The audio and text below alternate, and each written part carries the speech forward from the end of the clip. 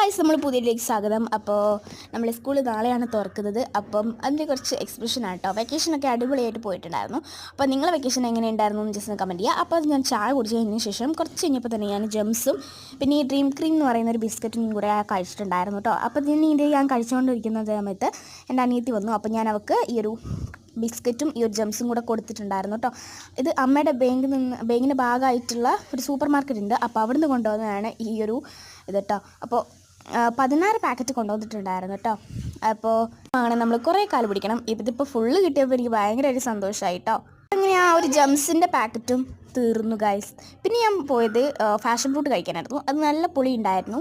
അപ്പോൾ ഞാൻ കുറച്ച് ഷുഗർ വെച്ച് അഡ്ജസ്റ്റ് ചെയ്തു. പിന്നെ എൻ്റെ അനിയത്തിയുടെ കയ്യിൽ നിന്ന് ഞാൻ ചെറിയൊരു കഷ്ണം ആ ഒരു ബ്ലൂ കളറുള്ള ജംസ് കഴിച്ചു. അപ്പം അതാ ആ ഒരു ഫാഷൻ ഫ്രൂട്ടും തീർന്നു. അതിന് ഞാൻ ചാടി കേട്ടോ.